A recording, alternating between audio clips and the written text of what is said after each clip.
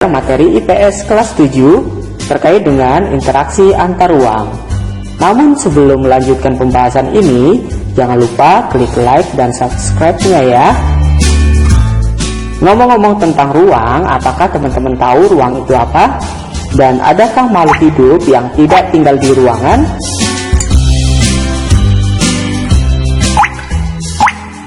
Jawabannya pastinya tidak ya. Jadi setiap makhluk hidup yang hidup di bumi pastinya memerlukan ruangan ya untuk melangsungkan hidupnya. Tanpa adanya ruang, maka semua makhluk hidup tidak memiliki tempat untuk hidup. Lalu apa definisi ruang itu sendiri ya? Ruang adalah tempat di permukaan bumi, baik secara keseluruhan maupun hanya sebagian, yang digunakan oleh makhluk hidup untuk tinggal.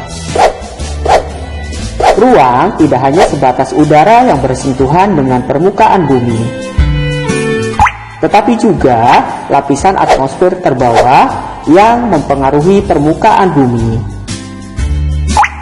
Ruang juga bisa berbentuk perairan, seperti laut, sungai, dan danau.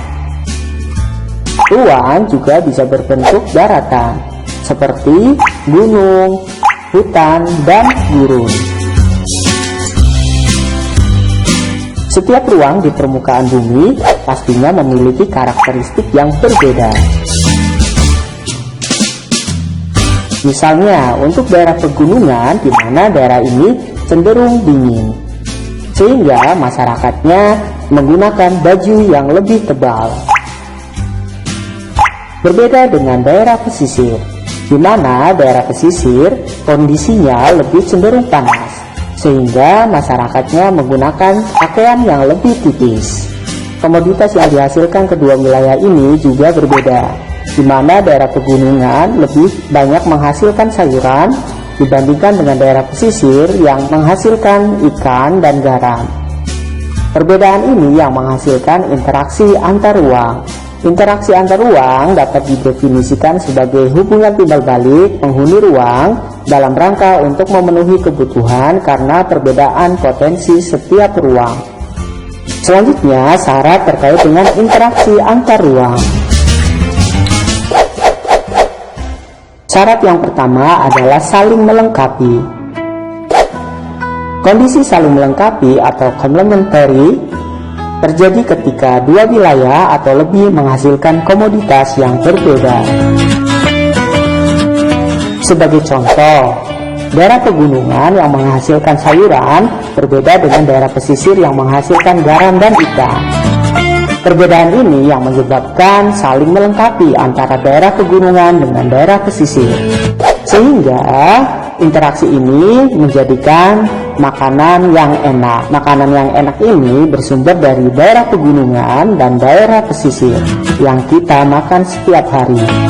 Yang kedua yaitu adalah kesempatan antara. Kesempatan antara atau intervening opportunity merupakan suatu lokasi yang menawarkan alternatif lebih baik sebagai tempat asal maupun tempat tujuan. Sebagai contoh, untuk daerah A, di mana daerah A menghasilkan hanya sayuran dan daerah B menghasilkan ikan dan garam, namun jarak antara A dan B adalah 5 km. Sedangkan untuk daerah C, potensi sumber daya alamnya juga sama dengan daerah B, yaitu menghasilkan garam dan ikan. Namun untuk jaraknya adalah 2 km. Maka terjadi interaksi yang kuat antara daerah A dengan daerah C karena jarak antara wilayah A dan C yang cenderung lebih dekat dibandingkan dengan jarak antara daerah A ke daerah B. Dan interaksi antara daerah A dan daerah B terjadi interaksi yang lemah. Yang ketiga adalah kemudahan transfer. Kemudahan transfer atau transferability merupakan kemudahan distribusi barang akibat dari sarana dan prasarana yang mendukung. Sebagai contoh, untuk daerah A sebagai penghasil sayuran, kemudian daerah B sebagai penghasil garam dan penghasil ikan, untuk jarak sendiri antara A dengan B adalah 5 km.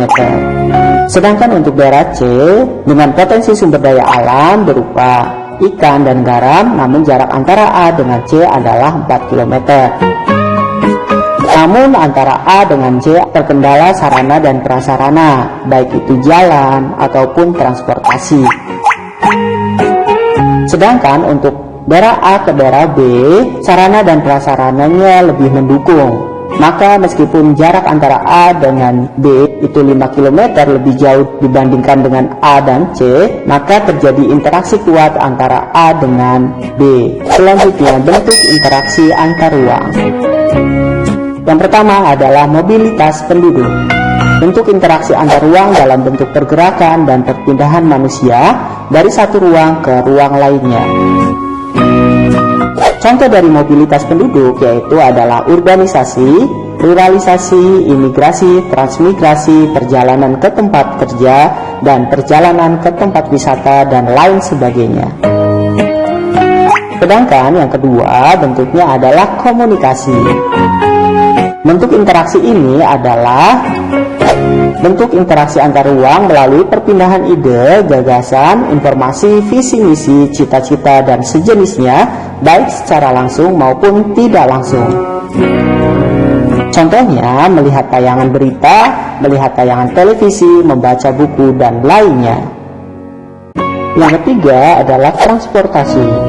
Transportasi adalah bentuk interaksi antar ruang melalui perpindahan barang dari suatu tempat ke tempat lain. Sebagai contoh, pengangkutan barang, perdagangan, dan lain sebagainya. Terima kasih, semoga bermanfaat. Jangan lupa klik like dan subscribe-nya agar channel ini terus bisa memberikan manfaat bagi teman-teman semuanya.